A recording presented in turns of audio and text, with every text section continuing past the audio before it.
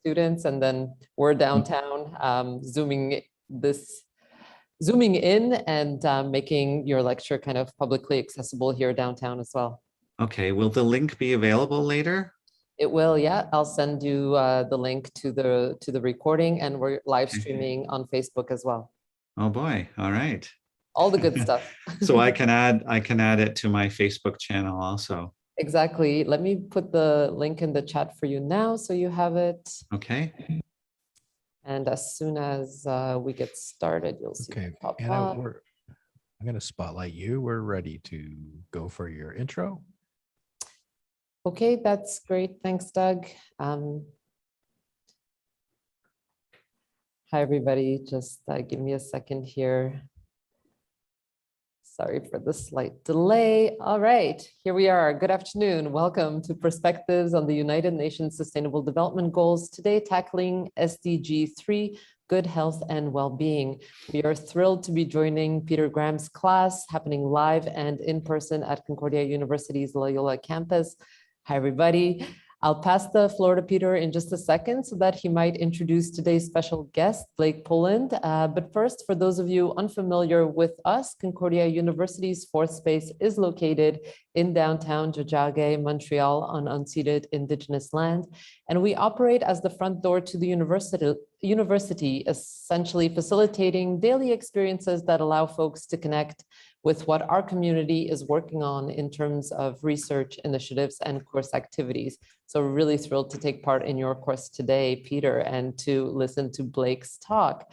I'll just mention that we are live streaming and recording this event. I'll pop those links in the chat in a minute for those of you joining us via Zoom or listening in on Facebook.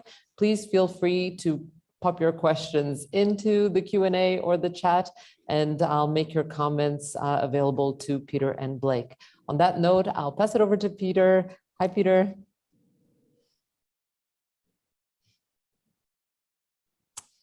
Well, we can't hear you yet, Peter, but... Peter, do we want to switch to your mic? I can mute the card. Oh, there we go. Can you hear me now? Yep. A lot of feedback though. We can.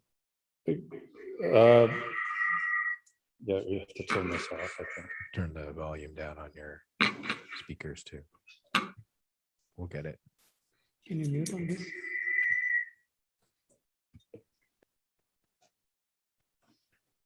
Can't, no, we need to have. Okay. So he's going to mute the other one. Yep. And Peter, if you just turn the volume down on your laptop. Right. Get a new mic. There we go. Get the new one from the office. That's not working. Can you turn this off or not? No. How is that? Still bad. A little bit. Yeah, this is muted. What's the second sound source? Can we turn the sound down on the Peter Graham's laptop? I don't know.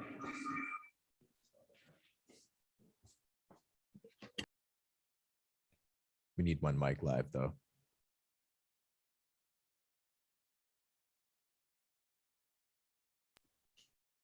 Is that way?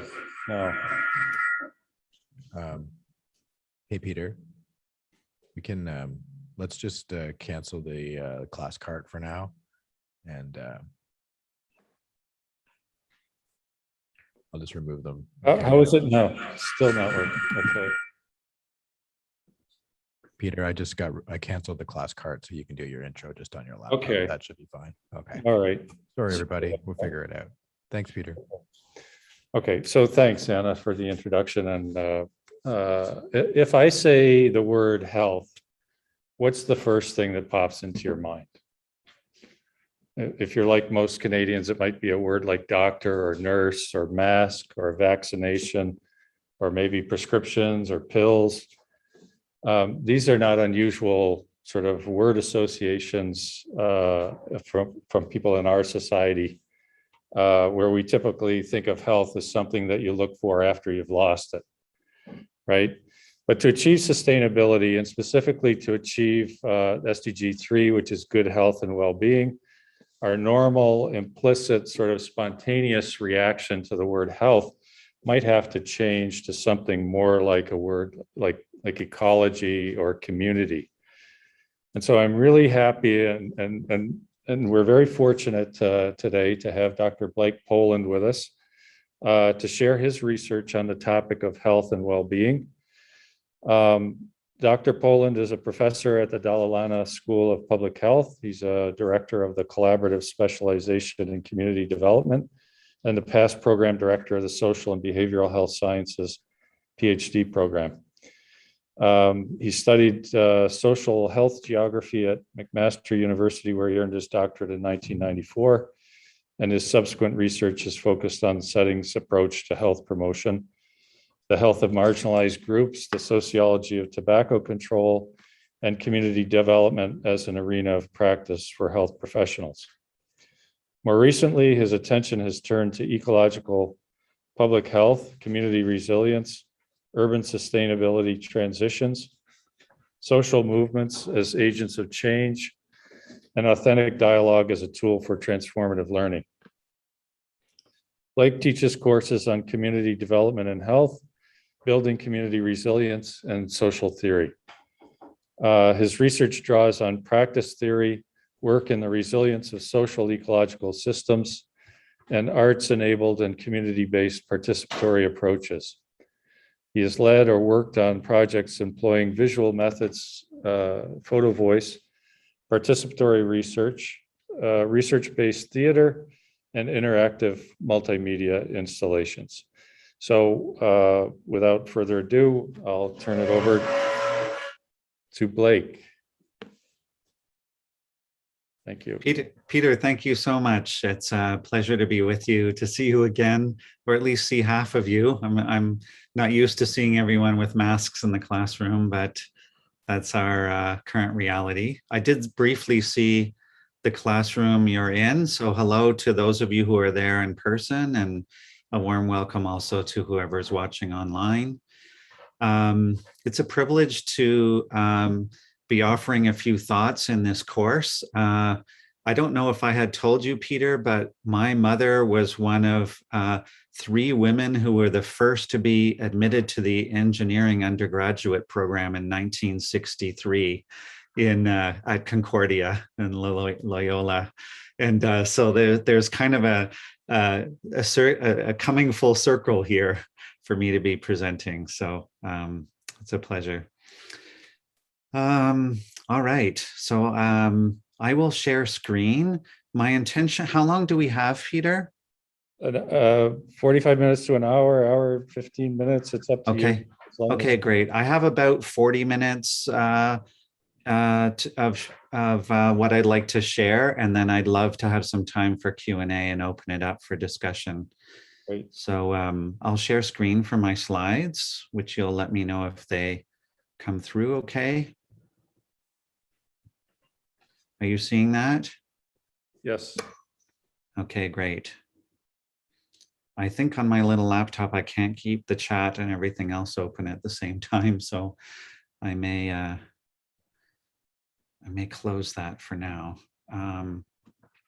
So as I said, it's a pleasure to be with you, and I'm actually really jazzed about these ideas. I'm just in the process of writing this up for publication, having played with these ideas for a bit of time now, feeling like they're really the culmination of 1 or 2 decades of work in this area. So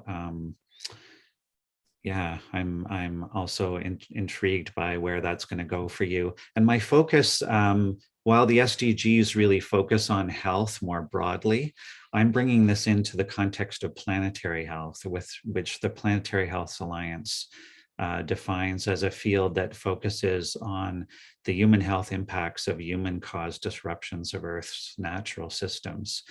And so for those of you who aren't familiar, the Planetary Health Alliance is a consortium of universities and NGOs and research institutes and others who are doing work in this area.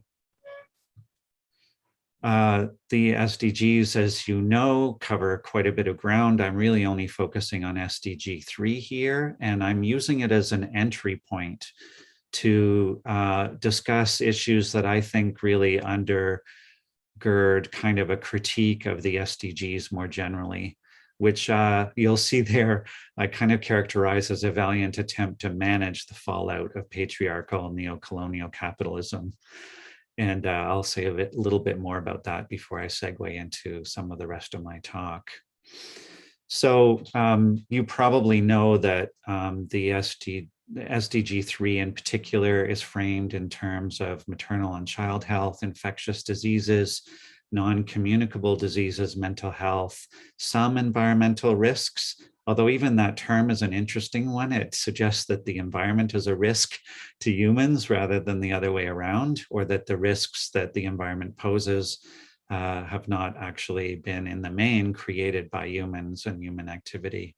And then a big focus on health systems and the funding of health systems and so forth, which in some ways is a bit of a mopping up exercise to respond to the health conditions and illnesses created by the systems that are in place. And the World Health Organization, you see in the bottom part of the slide there, has taken these aspects and run with them in the articulation of what they call 7 accelerator themes for implementing SDG 3. And you see them listed there. And while the environment is mentioned here and there, the primary focus is on the kinds of aspects of health and determinants of health that Peter mentioned in his introduction. And if we look at some of the models of these things, we see that, and to quote from this paper on food politics and development, international policy rhetoric around food, including the SDGs, is often driven by technocratic language and assumptions about incremental policy reform, which obscure vital cross-cutting questions of power and politics. And so you see in this diagram here, which is from the high-level panel, associated with international work on food security, that politics is one of the boxes as an isolated driver versus, an understanding that social relations are shot through with issues of power. And so the point that I want to make here is that there are different ways of explaining inequalities in health, and arguably the gap between the rich and poor in terms of manifested health status and inequalities and socioeconomic inequalities in particular are arguably the biggest driver of health outcomes worldwide. They dwarf all of the things we tend to pay attention to, like healthcare, lifestyle choices like smoking, diet, and exercise. Those all pale in comparison to the health impact, the population health impact of inequality. And yet inequality gets fairly short thrift in many of these policy documents and in the SDGs. And the root causes of inequality are never really mentioned in most of these high-level policy documents. And so this is curious in a way, because we see going right back to 1980 with the famous Black Report on health, that there has been a recognition that there are many different ways to explain health inequalities. And you see those reproduced in a table down below, that the links on the left there, that's much more recent, looking at a conceptual framework for action on the social determinants of health.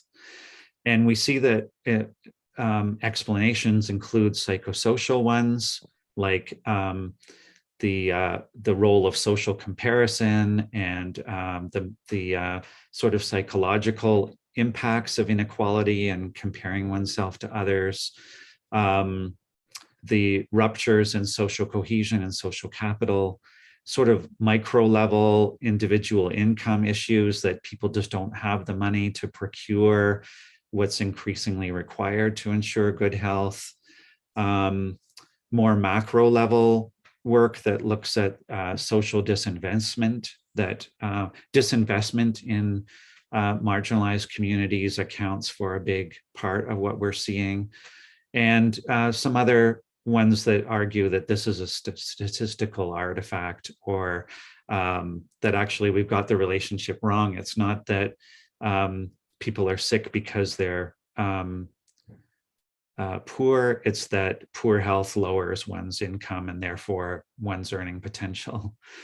And what the Black report came to the conclusion that it's actually materialist explanations that best account for inequalities, because we have to acknowledge that socioeconomic inequalities in health are both produced and reproduced by the dominant systems of income generation, labor policies, economic policy, et cetera.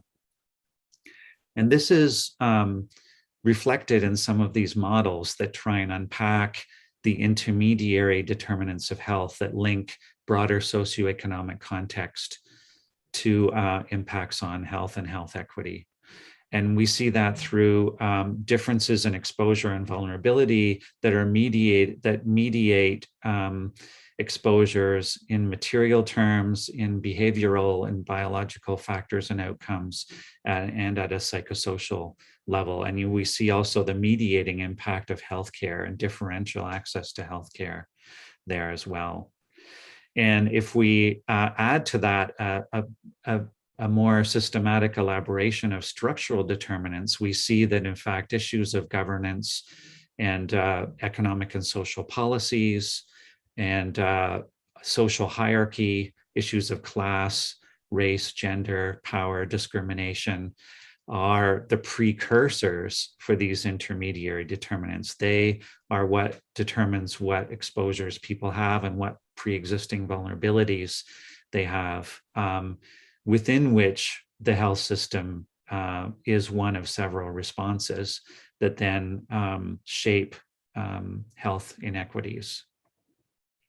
And so if we take more of a political economy framing, and this is an example from a chapter in a recent book on global health, we see that in fact we have this cascading impact of colonialism and globalization and wealth distribution issues and power structures that then affect democratic processes and state regimes and migration and income levels and so forth, that then shape neighborhood level conditions and housing and nutrition and transportation that then are expressed in terms of individual agency and illness and health behaviors, many of which could be seen as coping mechanisms for one's position in the social hierarchy, and things that we usually label and blame individuals for, that then together collectively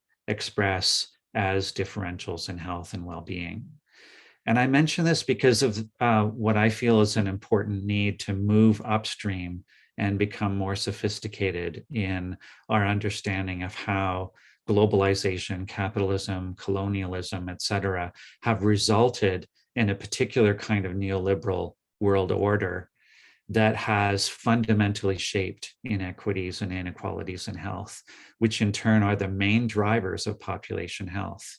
And these receive short thrift in the SDGs. And in fact, we see a lot of contradictions within and across the SDGs themselves, that we have some talking about the need to get a handle on pollution and the social determinants of health, and we see others that are promoting economic growth, which are arguably at the core of some of our sustainability challenges at the moment.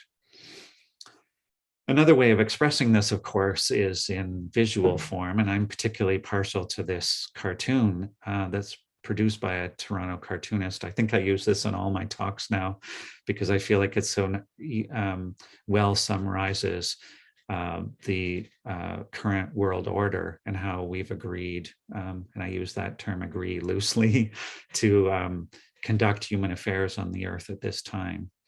And the cascading and interconnecting challenges to health and health equity that arise from this state of affairs and that express themselves in terms of climate change, ecological degradation, resource depletion, energy insecurity, and widening socioeconomic disparities. And that result in this kind of exponential increase in human impact on Earth systems. And we see on the left here socioeconomic trends in terms of energy use and resource consumption, and parallel exponential increases in impact, human impact on the environment. So these are inextricably linked. And to think that we could kind of technocratically solve our sustainability challenges while doing nothing to address the exponential increase in consumption and resource use is really, I think, a dangerous misconception. We see a kind of a depoliticized version of this understanding here in this very famous cube from Will Steffen and colleagues at the Stockholm Resilience Center, showing that exponential increases in population affluence and technology or consumption have led to an exponential increase in human impact. You see the difference there in the cube between 1900 and 1950, and then from 1950 to 2011. If we extended that cube from 2011 to 2021, today, that cube would extend through the roof of the building that you're in. Just to give you a sense of what exponential growth means. Another analogy that is sometimes used that I think hits home for this is you could imagine filling a swimming pool one drop of water at a time, except that every second you're doubling the amount of water you put in. So on second number 1, you have 1 drop, and then the next second you have 2 drops, and then 4, and then 8, and so forth. A very long time would pass where it seemed like hardly any water was being added to the pool at all. And then suddenly it would jump from a quarter to a half, and you would start to think, okay, this is really starting to fill up. And in the next moment, it would overflow. And then it would flood the entire neighborhood in the next moment. And this is kind of what we're seeing with our exponential impact on the environment. We're starting to see the impacts now in terms of extreme weather, et cetera. But in very short order, we're unleashing processes that are going to really dwarf our imagination for the impacts we've imagined from how we're currently conducting our affairs. And we see, for example, that we've surpassed the carrying capacity of the Earth in terms of our consumption way back in 1978, and we're in overshoot now. So we're drawing down the natural capital of the planet. And what this means in very real terms is now very considerable and sustained discussion about when are we going to hit a point of no return of cascading societal collapse due to surpassing these Earth systems limits. And the latest set of figures put this as occurring somewhere between 2025 and 2045, which I think even in 2012, when this paper was released in the journal Nature, seemed like a far ways off, but we're in the 2020s now, so it no longer seems such a distant possibility. And we see at the same time this kind of obscene escalation of inequality in wealth and income. And we see that in our cities in terms of rising inequalities between neighborhoods. And we see this expressed not only as in terms of income, but even more strikingly in terms of rising inequalities in overall wealth, which is arguably a better measure than income. And so we see that, in this period from 1984 to 2005, we've had like an exponential increase in the wealth of the top 10%, and actually a decline in the bottom 10%, and pretty much flatline in the middle. And so this has very real consequences. I think also this kind of runaway inequality has exceeded what we typically think of. We know there's inequality in society, but when you poll Canadians on where we're at, they actually underestimate. So the top line there is if we divided everything equally along these quintiles, what the wealth distribution would look like if it was equitable. The actual wealth distribution is the second bar graph there, which we see is quite substantially different from an equal distribution. What Canadians think the wealth distribution is the third line, which is quite a bit more fair than it actually is, but certainly not a completely fair distribution. And what Canadians think it should be is still not completely fair in an equity sense, but it much more closely resembles the top line. So our perception is also lagging. I found this an interesting graphic from the Canadian Centre for Policy Alternatives, showing that the 86 wealthiest Canadians could buy everything every asset, guitars, houses, pension funds, socks even, that exists in New Brunswick. Or they could buy the entire Tim Hortons chain 20 times over. And they hold as much wealth as the poorest 11 million Canadians. So this is the scale of inequality that's reflected in our society, and arguably even more so in places like the United States. So it really, I think, pushes us to ask the question that's on the cover of this book I've been reading lately. Is it really appropriate to call it the Anthropocene, which sort of blames all of humanity for the crisis that we're in? Or do we need a different term like the Capitalocene? And this graphic on the right kind of around food in particular, kind of a little bit tongue-in-cheek description of the Capitalocene and what we've taken for granted in terms of cheap nature, cheap food, cheap money, cheap lives, cheap work, cheap care, and cheap energy. And it's really the cheapness of things that has allowed the kind of accumulation of wealth in the 1% that was so popularized with the Occupy movement a number of years ago. So then for me, the very real question becomes, is risk management enough? Can we manage our way out of this crisis? And I ask the question because the field that I'm in public health, risk management is the default modality. For public health and in many other fields, arguably most of what you're taught in university is around how to manage the risks posed by contemporary society.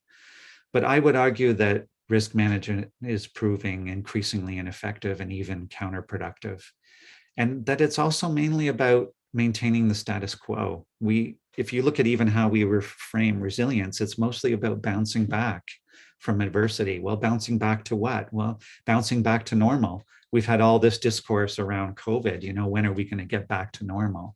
As if normal is a desired status that really reflects broader societal goals.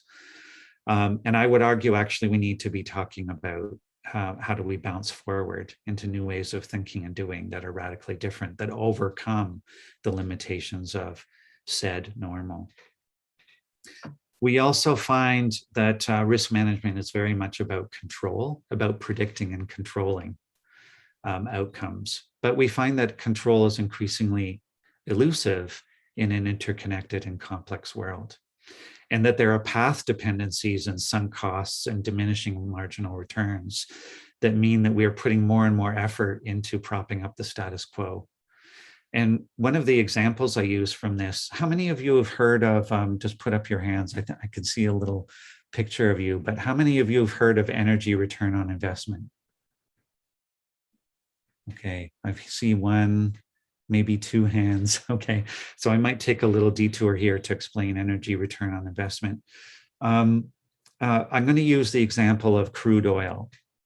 So when the Saudi oil fields were first discovered, what do you imagine the energy return on investment is? It's expressed as a ratio. So how many units of energy you put in order to get units out? Any of you have a guess?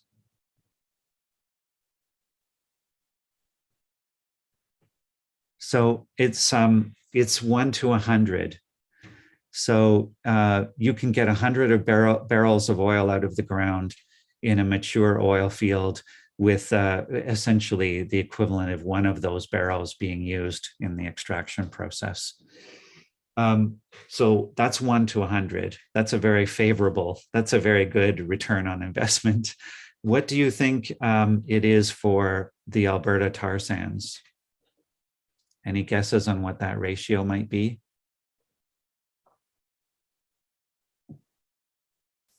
I'm not hearing if anyone has said. Peter, can you repeat if you're hearing anything? All right, I'm not hearing either, but just to cut to the chase, it's the ratio is 1 to 3, which means you need to invest a unit of like a barrel equivalent of oil to get 3 barrels out. So you can appreciate that 1 to 3 is not a very favorable ratio compared to 1 to 100. And so what happens is more and more of our mix of global energy has to come from these remote deep water or tar sands or other sources. It's reducing the overall EROI energy mix globally. If that ratio falls overall below 1, there's some argument as to what the ratio needs to be to support complex civilization, but I've seen figures somewhere around 1 to 13 or 1 to 30, somewhere in that range. If the overall mix falls below that, we can no longer sustain globalization with the kind of cheap energy that makes it possible to fill a dollar store in Toronto or Montreal with products made in China for, a negligible cost of their production and shipping. We can't sustain the kind of global economy that we have. And that ratio is changing rather quickly because all of the mature oil fields in the world are declining at a rate of 6% per year. So we're having to chase more and more remote oil to get what we need. So there's some fundamental tensions and contradictions built into globalized capitalism that are starting to come back to bite us, and that suggests that risk management in the form of chasing more remote sources or trying to invent alternatives to oil will only take us so far, and that a deeper paradigm shift is required. And that's where I want to turn my attention now, that I think there's 4 promising directions from an emerging but also established and often ignored landscape of possibilities that can take us to the next level as far as planetary health is concerned. And that's what I want to spend the rest of this talk giving a brief introduction to. And I'm going to cover each of these 4 in turn.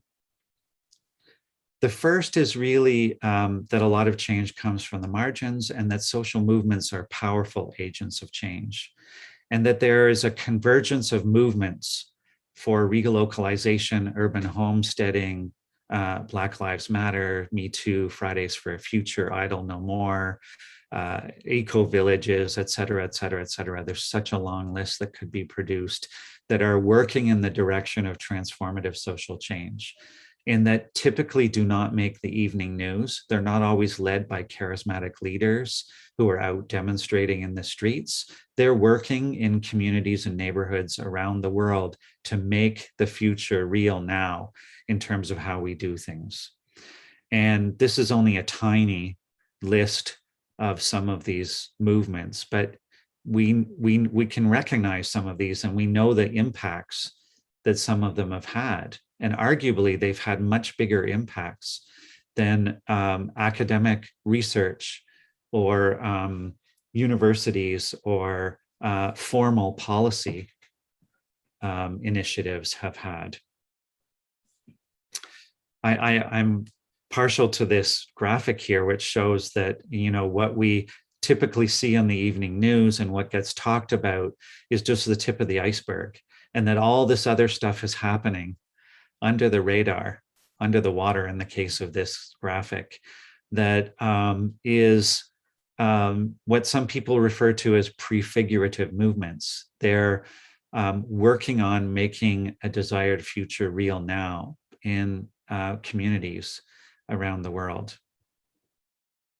One such movement that I've been very involved in, and that I led a team funded by the Social Science and Humanities Research Council of Canada to look at the emergence of in Canada, is the Transition Town movement, which is a global movement started in the UK that is focused on building community resilience for a low carbon future, that emphasizes community building and relocalization of production, reducing our dependence on fossil fuels, and reskilling for a carbon neutral or a low carbon future, and harnessing diversity and equity and inclusion to do that. It's a movement that has taken root in over 100 communities, cities, and towns across Canada, and has found expression in many, many different initiatives, just a few of which are represented by these icons here. And the idea is really to move from communities breaking down in the face of shock events like extreme weather events or economic crises or COVID, for example, and breaking through to embracing change and bouncing forward into new ways of thinking and doing. And one of many examples is the partnership between Transition Victoria, the Canadian Centre for Community Renewal, and the Social Planning Council in Victoria to have a Resilient Neighborhoods initiative that's been piloted in several areas there. And they have this Strengthening Neighborhood Resilience report that you can find online. I have an icon on the right there, and some really exciting work that's going on that's very citizen driven and focused, but also involves institutional players in reimagining what a sustainable, equitable future can look like. So that's the first piece, is that social movements are active in this space, and that we need to be thinking as health professionals and other kinds of professionals in how we support and work as allies with those social movements in leveraging their work. The second piece that I'd like to suggest is really going to be foundational for transformative change is decolonization. And I mean this in not just the sense that our Indigenous colleagues refer to it, which is super important, but also in a much broader sense that we are all colonized by a kind of hegemony, to use Antonio Gramsci's term, or taken for grantedness of the world around us. We're socialized into a worldview that supports the status quo, that naturalizes inequality, that talks, for example, about it's just, human nature to be greedy and to be competitive, et cetera. There's a fantastic book that came out a year or two ago called Humankind that actually explores and debunks all of that, including the research that went into kind of supporting these skewed notions of human nature. It's a fascinating read. I really recommend it to you. But this whole notion of competition and domination and scarcity mentality that undergirds our contemporary global culture is one that's been actively cultivated over generations. It's not the natural state of affairs. And we can see from other, especially global South cultures, that it's not the only way of organizing human affairs. But these kind of worldviews are encoded as a series of stories that we tell ourselves about who we are and where we're headed. And these impact what's seen as possible and what we invest in. And I've given you little graphic examples of some of the main storylines we have right now about ourselves and the future. And the upper right one is kind of one about muddling through, ecological modernization. We'll use technology to invest in a carbon neutral future. We'll bring market mechanisms to bear, like carbon pricing and so forth. And this is how we will step into a more sustainable future. We'll have more electric cars, we'll have more green roofs, we'll ramp up recycling, et cetera. That's arguably the dominant narrative that we're kind of trickle fed in the mainstream media. And it's counterbalanced by a countervailing narrative of collapse and the end of civilization and survivalism. And we see now, articles even in the New Yorker that's talking about how Silicon Valley billionaires are buying land in New Zealand or bunkers in the US, former nuclear bunkers, and that have been converted into these multi-million-dollar suites with butlers and air purification systems and 3 years worth of food to ride out the collapse. So even the financial elite that are running the show at the moment understand the possibility for societal collapse and are actively preparing for it. They're preparing their exit strategies. So this is a very different narrative than we're given in the media. But I read somewhere recently that something like 10 families are moving to Montana every single week to take up homesteading to ride out the collapse. So this is a very present kind of narrative in many ways for many people who don't see like a possibility for us to turn the ship around at this late stage. And then there's kind of a third story in circulation that could loosely be called the Great Turning. That's what David Korten calls it, and Joanna Macy, or conscious evolution. This notion that, often change is forged in times of great crisis, and that we're on the cusp of growing up from kind of reckless teenage stage of humanity, where we party hardy with little regard for the future. And we're being pushed by the Anthropocene into a kind of earth stewardship that will force us not only with a reckoning with the consequences of our actions, but actually enable us to grow up and grow into a more sane and appropriate and reciprocal relationship with nature. And I note in that that many people have argued that notions of separation and disconnection are at the root of many of these things. This idea that we're separate from each other, that we're separate from nature, that we need to compete, that we need to hoard, that we need to consume, are all based on notions of separation. And that separation itself is an artifact. It's simply not true. We know from quantum science, we know from biology, we know from very different sources that we're all interconnected. And we might argue, in fact, that separation is a problem of privilege, in the sense that only people who can afford to meet all their needs in the marketplace can afford to have no relationships. For everyone else, and indeed throughout history, community and relationships based on reciprocity is what has enabled survival, and arguably what will enable survival into the future. And when we think about this broader framing of decolonization and what we need to do here, we see that, in fact, we can draw inspiration from many non-dominant knowledge traditions. There are critical and progressive knowledge traditions in the global north, like the degrowth movement, political ecology, critical race theory, ecofeminism. There are various earth traditions at the margins in the global north, deep ecology, etc. Indigenous ways of knowing, the global south epistemologies like Buen Vivir and Freire, critical pedagogy. There's a lot actually we can draw from.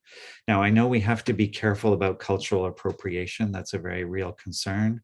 And we can't forget the importance of reconciliation and repatriation, Indigenous people's sovereignty, and the real meaning of allyship, not just a performative allyship, but what does that mean to step into resolving land claims and honoring historic treaties, for example. So I don't for a moment suggest that the broader framing of decolonization that I'm referring to here would in any way neglect these other aspects.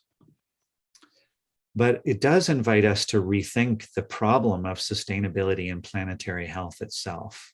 That what if sustainability and planetary health was not a technical problem, as it's most often framed in the mainstream media and arguably in universities, but actually a relationship problem. That we've fallen out of right relationship with ourselves, with each other, and with the more than human world.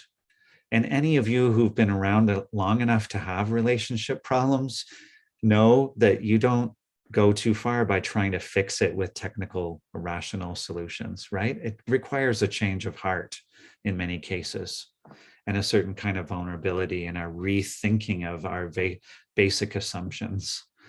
And perhaps that's how we need to be thinking about social change. And I want to take a little detour here to suggest that actually our decolonizing ourselves from the dominant paradigm needs to include how we're thinking about social change itself. I would argue that we've been colonized by self-limiting assumptions about social change that are impeding our efforts and capacity as citizens and as social movements to make transformative change. So I invite you to read the left-hand column and notice where these kind of statements seem familiar to you about what we usually hear about what social change is.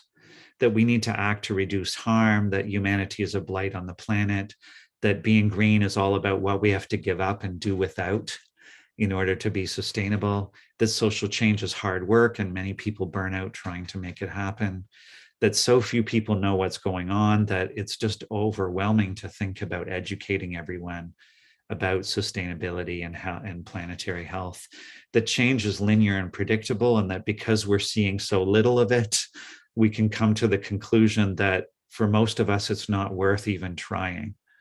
That if you compare expected returns with the amount of energy involved in trying to do social change work, well, you might as well throw up your hands. And, I have very astute and educated colleagues who I've had these conversations with who say, you know what, we've kind of drawn the conclusion we just party till the collapse. And that's a pretty sobering way of thinking about this moment in history. So what we find is with these conventional notions of social change, we're unlikely to act if it seems that we won't really make a difference. And most of what we're told is that we can't really make a difference. Yes, of course, we're all supposed to change our light bulbs and, choose more energy efficient cars. And sometimes we're told that if enough of us do that, it'll really make a difference. But the bigger message usually is, what difference can I make? So, and we're also kind of come to see that hope is a prerequisite for action. If it seems hopeless, why would I even lift a finger? So I'd like to invite you to contrast that with emerging perspectives about social change that come from non-dominant sources. That actually, instead of thinking about sustainability and being green as reducing harm, we can actually be thinking about how can humanity be of mutual benefit. How can we be thinking about regenerative sustainability? I saw lately a picture of an office building in Manchester, England, that generates, with the solar panels on the outside of the building, generates more electricity than the entire office block uses. And any of you who've been to Manchester or England more generally know that it rains most of the time. So if you can do that in a generally cloudy place, think about what's possible in Toronto, Montreal, or other places. So we could be way more ambitious in our goals than just reducing harm. We could be thinking about how do we enter into reciprocity, where everything that we do has a net benefit, not just a reduction in harm. And where crisis is an opportunity to create the kind of society we always wanted.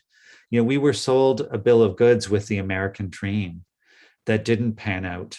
That in fact, we found that as incomes rose, so did historic levels of Prozac consumption and crime and other things. So this is an opportunity to retool for a very different kind of future. That social change doesn't have to just be hard work that burns you out, but also be about doing what you love and inviting others to join.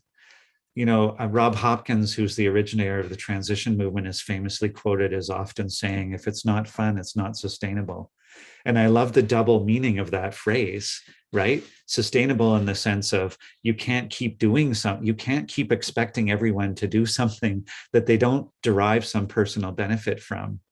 But also we can make sustainability fun. And maybe instead of thinking that change is linear and predictable and slow, we could be thinking about the ways in which trigger events spark rapid change in awareness and willingness to act. Look at everything that's happened with COVID. Pre-COVID, we had the cancellation of the only 1 or 2 experiments in Canada on guaranteed annual income. Now everybody's talking, like now we've had 2 years almost of guaranteed annual income for so many people as a result of COVID. And many people are talking about the need to retool the social welfare system and so much else besides. So we can see how a few trigger events really ramp up the possibilities for change. And that social change is almost always nonlinear and unpredictable. And critical mass can take time, but social tipping points come surprisingly quickly, right? Look at the fall of the Berlin Wall. Nobody really predicted that. So we have, yes, we have climactic tipping points, but we also have social tipping points. And it's kind of the race of the tipping points at this time. And that we can perhaps see that instead of thinking about hope as a prerequisite for action, what we do and how we are in the world is an expression of an alignment with what we value. So we don't wait to see all the ripple effects of what we do. We just stand for who we are. Do you think that Greta Thunberg, for example, when she first took a stand in what has now emerged as Fridays for a Future, was kind of doing a detailed calculus on what impact her action might make and whether therefore she should do it or not? No, she just took a stand because that was what was radically important to her. She couldn't imagine not doing it. And look at the impact that she's had. And so we're discovering that actually hope is generated through action, not a prerequisite for action. So I would suggest that actually part of our decolonization is really radically rethinking even our assumptions about how change happens. And a third piece here, I think, is related to the previous two, is about embracing animism and a relational worldview.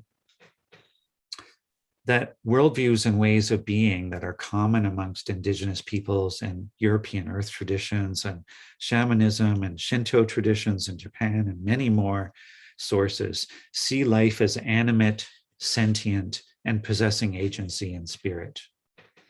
And that a world that is fully alive, that speaks to us and that works together to co-create reality is a very different world from the one that modern Western culture sees as a world of things, as a world of resources at our disposal, with humans at a pinnacle of evolution.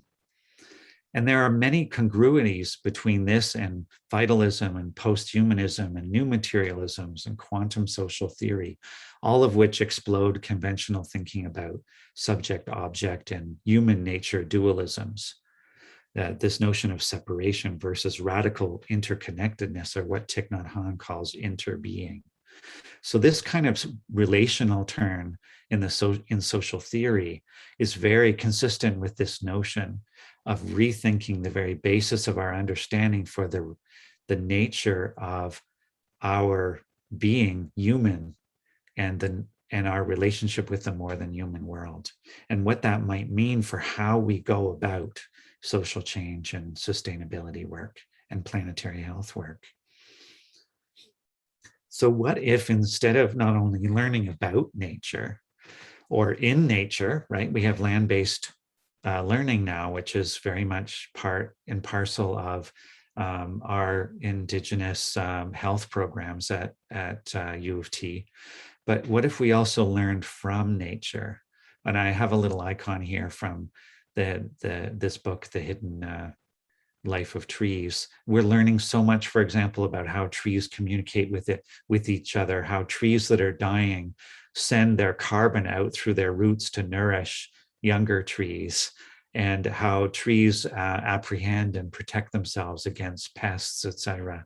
So there's so much we're starting to learn that suggests the need for a new kind of deeper listening, a capacity to listen to ourselves, to each other, to the land, that itself engenders transformative change.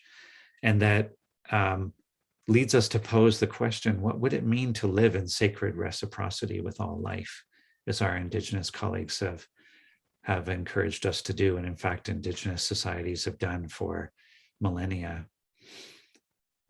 And this last one, which is one of my favorite questions, which is animating a lot of my work right now, what is the quality of being from which we source our knowing and doing? Are we angry activists in the streets, protesting things, which I think is also super important, but I remember Thich Nhat Hanh saying he's seen everything demonstrated at peace rallies except peace itself.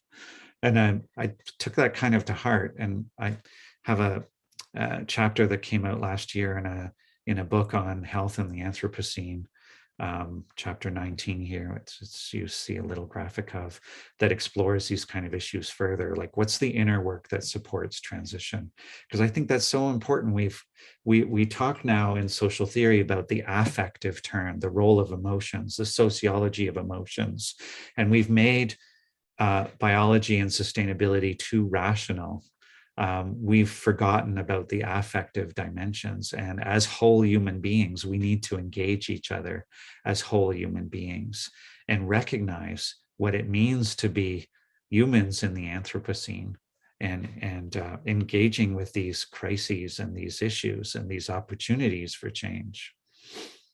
And so all of that was kind of reflected in a series of projects that we undertook recently, one of which was called Many Lenses for Planetary Health, where we took as our point of departure that we need more inclusive, citizen-oriented approaches to sustainability.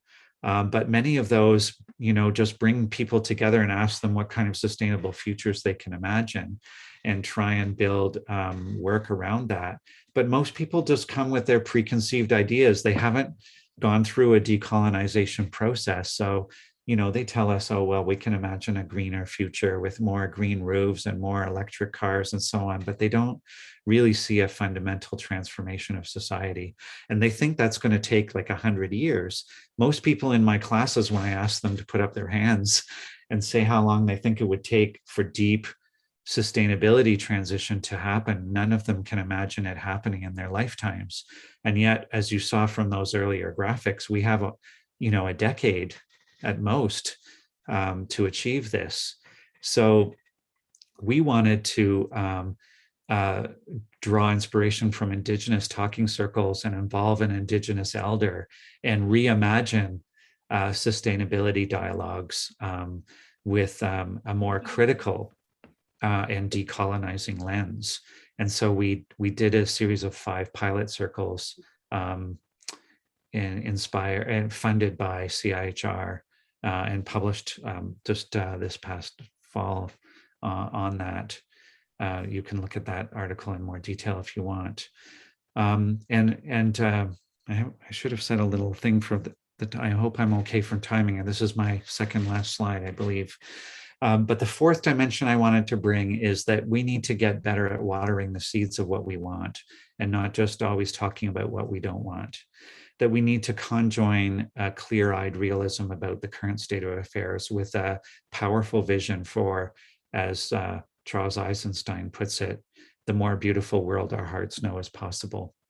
This notion that energy flows where attention goes. And there's so many examples of that in contemporary academic practice and beyond: positive deviance, appreciative inquiry, asset-based community development, post-traumatic growth, community resilience, morphic resonance, quantum social theory, pleasure activism, quantum social theory, I think I'm repeating myself there, engaging emergence, gratitude practices. There's, what brings us joy? This notion of if it's not fun, it's not sustainable. Like, what vision are we putting forward? Some of the most visionary speakers for change were not just decrying current state of affairs. They had in Martin Luther King's famous speech, "I have a dream," was the dream of a possible future. And too often in environmentalism, we're all about what's wrong and what needs to change, and we've forgotten how to dream, and we've forgotten how to be bold in our dreams about what we want to seize as an opportunity for creating the kind of world we all want, as opposed to kind of seemingly falling into a world that almost nobody wants. So I invite you to consider what your sweet spot is between what you love doing, what you're good at, and what serves the world, because we're all called to participate in the transition, the great turning that is already underway. And so I'd love to have some discussion about what resonated for you and what I've just shared, what needs further discussion and unpacking, and how do we move ourselves from questions like, how do we fix this mess we're in, or how do we save civilization, to what do we want more of? What is our vision of the future? How do we become students of breakthrough success? So I'm going to stop sharing here so that I can see you all a little bit more. And Peter, I guess you'll help broker some conversation at that end, but I'd love to hear what you're thinking, what's resonated for you. I've taken you on a bit of a wild goose chase through a lot of stuff you probably weren't expecting. So That was great, Blake. Can you hear me? yes, I can. Okay, good. Yeah, thank you so much. So much food for thought and such a great presentation. I really, I thought it was absolutely perfect. I'm sure there are questions or comments from the students. Anything that particularly grabbed your attention? What I think is striking is that Poland is suggesting that change comes from the bottom up instead of from the top down. So it talks a lot about community-based change and getting included into the activities that you do. And that's very interesting to me, because we often think of change in terms of the environment or what we have to do with mobility as having to come from an institutional perspective, right? From the public sector, from big corporations. But basically what we're doing is that there's a lot more action going on on a daily basis, as part of our habits. So that's just a word I want to use based on what you said. Yeah, could you hear that, Blake? No, unfortunately, I hope you can repeat the gist of that. Okay, the gist of it was that the student was really struck by the idea that change is going to come from the bottom up, that it's not going to be a top-down, a technical solution, and that it involves more of a rethinking of the status quo. And was there not really a specific question, but just yeah, sure. I have a question for it. What does he think about the new federal holiday, Truth and Reconciliation? Is that symbolic to us moving in a good direction in terms of, well, first of all, recognizing the societal troubles that Indigenous people had in this country, but also rebuilding community? Right. Is it going to be a factor in change, or does he think that it's really just us? So do you have any thoughts on the current process of truth and reconciliation in terms of the gap between the potential and what's actually happening, or any thoughts? Yeah, I think, well, first of all, I guess I should have offered an apology at the outset that I was using the SDGs as a launch pad into a much broader and deeper transformative social change agenda that I think actually gets at the root causes of what the SDGs are trying to respond to. So that's the first piece. Secondly, I appreciate the students' response to my question about what resonated, because I always enjoy hearing kind of how this work lands. So yes, absolutely. I think you will have gathered from what I said that I'm convinced that change is going to come primarily from the bottom up. And we see what happens when change comes only from the top down is that if it's not supported by the masses, they throw those leaders out, right? You can't get too ahead of the population in any kind of democracy. Yes, there are maybe some benign dictatorships that can move things ahead. We've seen, for example, that China has done amazing things on the renewable energy front. Even though, for a long time they were building a new coal-fired power plant every month, it seemed. But many people who kind of look at these things think that there'll be some combination of top down and bottom up. But I think the bottom up has been underemphasized. And if we look at the actual change, many of the things that we take for granted now, like women's rights or the right to vote or minimal environmental standards or workplace legislation like a cap on work hours and that kind of thing are all the results of social movements. And I see no reason for that to change. I think social movements are incredibly active. Paul Hawken, who wrote the book Blessed Unrest over 10 years ago now, estimated that at that time there were over 300,000 organizations and groups, grassroots, working from the ground up to reconfigure society to be more socially just and sustainable.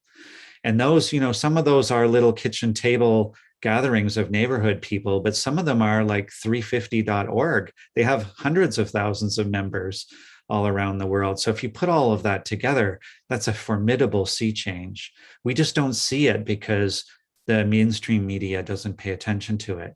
But make no mistake, it is already making major changes. And if we think about BLM and Idle No More and Occupy and many other things, they've had a big impact.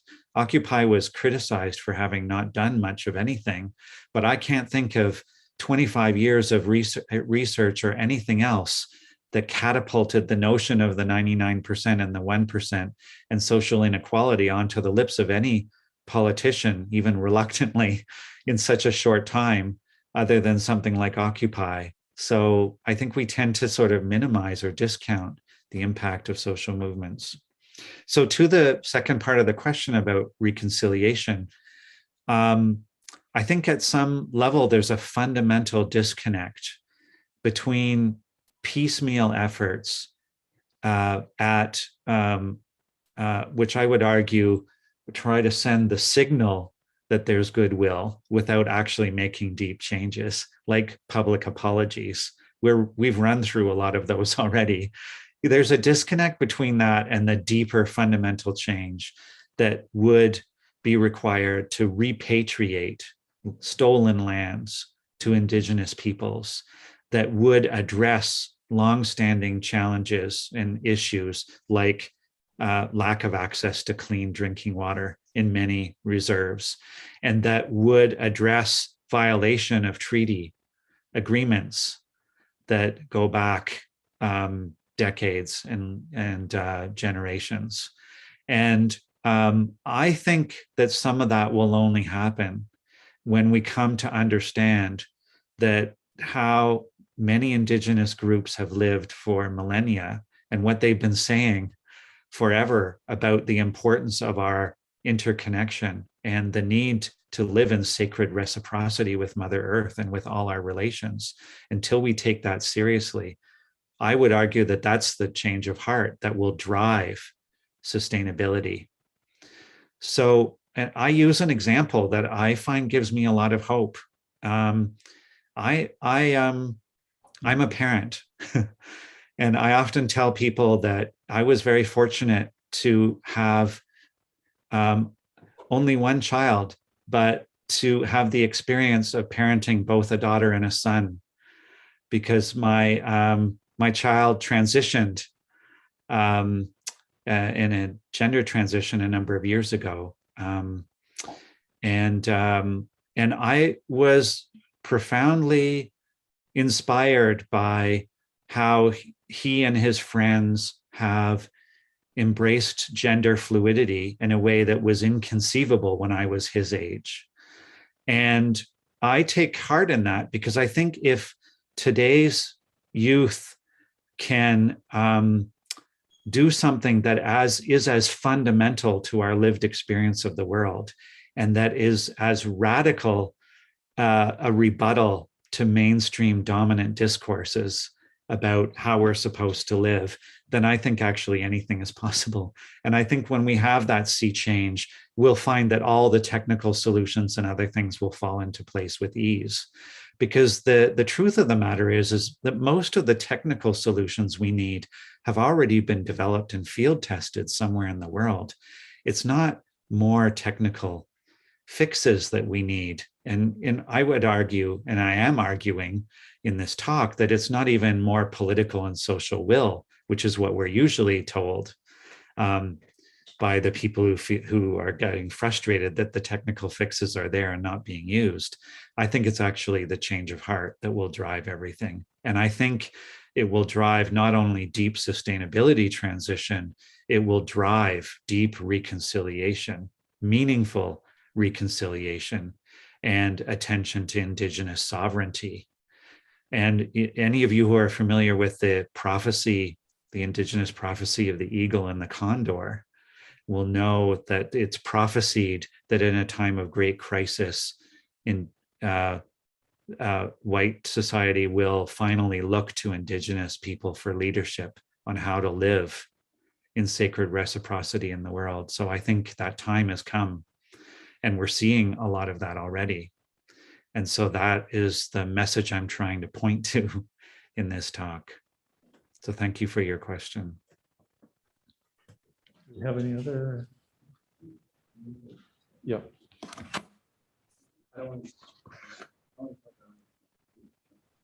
Oh, okay. Okay. I just wanted to say that I think that all of the SDGs point to the same nihilistic conception of human nature that,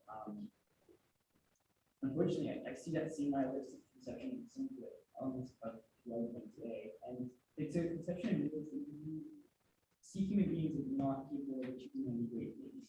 And it's a conception that turns us kind of looks at us with the eye of a shepherd looking at his sheep, where the most important thing is simply your biological self-preservation for no greater purpose than survival.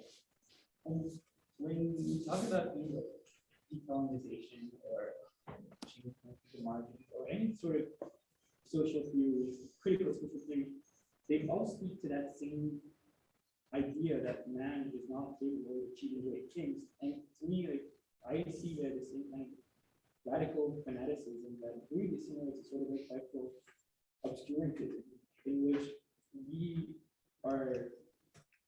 equate progress with good, but progress is really just a dissolution of any sort of existing social institutions. And we have many examples of history where that sort of radical fanaticism is really problematic. And it's starting to see the same thing. And yeah, maybe people can disagree with me, but I just Yeah. So the question is that the SDGs and the environmental movement, I think, more generally, has a kind of nihilistic characteristic where there's a conception of humanity as not capable of achieving great things, and well, I don't know. Does that is there a problem with the way we're framing the issue in the first place, and our conceptualization of the human? Absolutely. And I think the problem is, the challenge is multifold. One is that the SDGs and a lot of the other work try to create the impression that we can solve problems that the dominant paradigm is generating without actually fundamental change or transformation to that paradigm itself.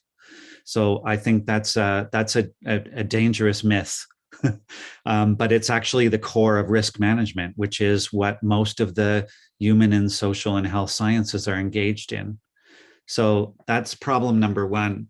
The second is that I think, as I mentioned in the section of the talk about the need to decolonize ourselves around how we imagine social change happens, we've kind of swallowed hook, line, and sinker a series of assumptions about how change happens, but also about what humans are capable of and what human nature itself is, right? That the human nature is inherently flawed, that left to our own devices, we'll just gobble up the planet and murder each other. And we need all these laws and everything to keep us in checks and balances. And it's a poor substitute, but it's all that we've got. And that, in fact, the prospects don't look very good.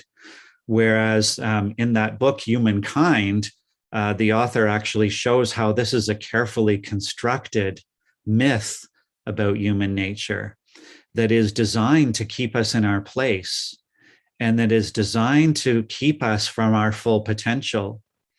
We're only living, we often hear this notion that humans only use a small fraction of their brains. And, we're only operating on 5% of our capacity. Well, that's true of humanity more generally. We're capable of so much more. And we know this in fleeting moments. And yet the dominant paradigm is very threatened. Elite interests are very threatened. And I'm quite struck by the work of Rebecca Solnit in this regard. She wrote a book called Paradise Made in Hell. And in that book, she analyzes major crises and disasters from the 1918 earthquake and fire in San Francisco right up until Hurricane Katrina. And she shows, to take one of the examples she covers, how in the wake of the earthquake and fire in San Francisco, people came together with whatever they had left in terms of food, musical instruments, etc. They built campfires, they shared what they had, they engaged in spontaneous community and uplift, and they organized around how to meet each other's needs. And the elites of San Francisco were so frightened by the prospect that people would get a taste of their own power that they ordered in the National Guard to dismantle these encampments at gunpoint and force people to line up for federal soup kitchens so that they would be put back in their place as victims waiting for handouts from a benign system, to reinforce that notion and to, as quickly as possible, steal away from them any taste of their own power and possibility. And I think we see that replicated over and over through history. So if you take anything from this talk, it's like, please taste the possibility of what we can do together when we put our hearts and minds to it, because we have no idea yet of the power that we have to make change. And we too readily accept, a very disturbing and despairing line that humanity is just a blight on the planet and that Earth would be better off without us, and that we're not capable of much, and we can't even right a ship that we built and set sail ourselves.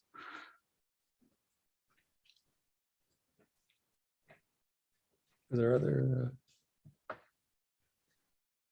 Well, while I have you here, Blake, I have a question myself. Do you have any practical tips for what to do from within the academy in terms of building connectivity across disciplines or to the broader community, or what can we do inside the university? That is a great question, and not one for which I think there are ready answers, but I can tell you how I see it.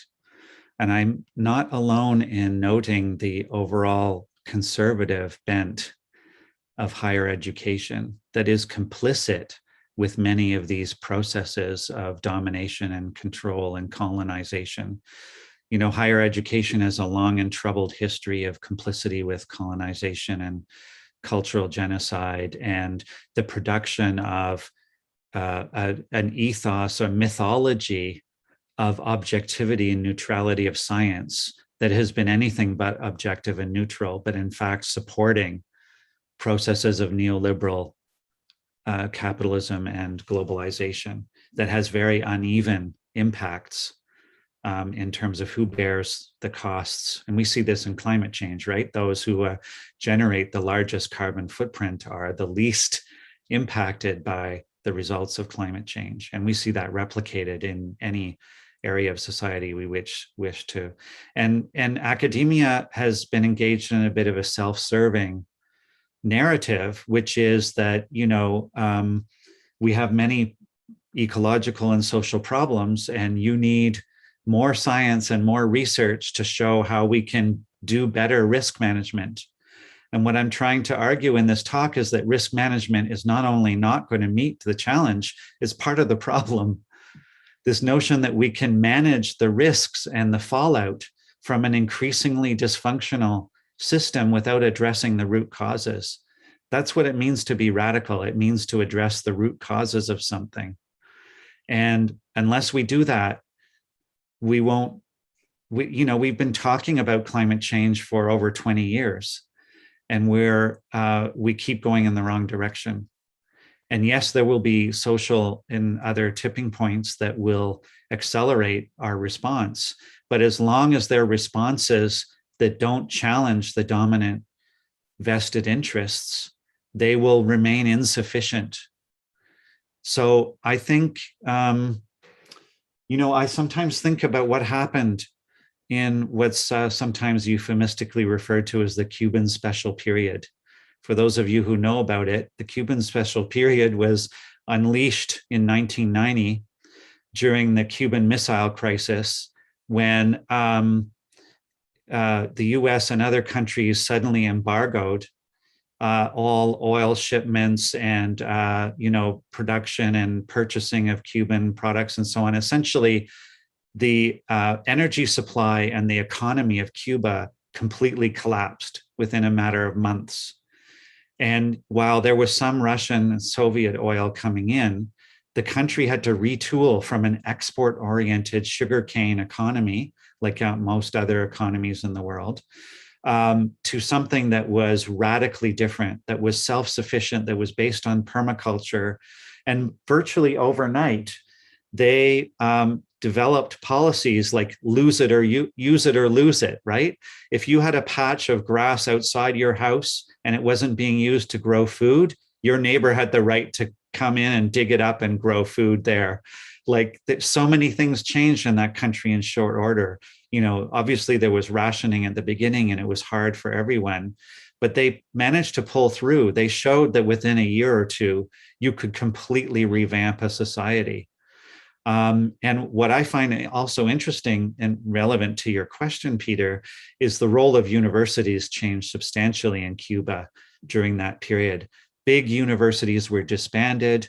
They were retooled as smaller satellite campuses that supported local efforts to understand, research, and support permaculture, alternative energy, communal living, social housing, et cetera, et cetera. They became, of necessity, relevant to a society-wide transition.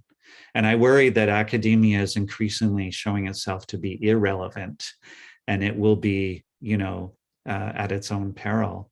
So I think we'll see just as big a transformation in higher education as we'll see in other sectors as the crisis deepens and expands, of necessity. And I welcome that. I look forward to that. I find it exciting to think about satellite campuses that are deeply engaged in community building and in the kind of applied learning that supports sustainability transition. Oh, thank you so much. I'm confident there'll be a Blake Poland effect at Concordia, very much in the tradition of your mother, following this talk. So thank you very much. It's been just wonderful to hear your lecture. I'll pass it back to Anna. Thank you. Well, thank you, Peter, for the invitation, and it's a pleasure. I wish I was there in person or more able to connect to the rest of folks in the room. Thank you, Anna and others for support, technical and otherwise, in pulling this off. Not a minor feat by the sounds of things. And I'm Peter. Feel free to pass my contact information on to students who might want to follow up in some way. And if it's helpful to have, well, I guess you'll all have a copy of the presentation through the recording of the session, and I'm happy to follow up with whomever.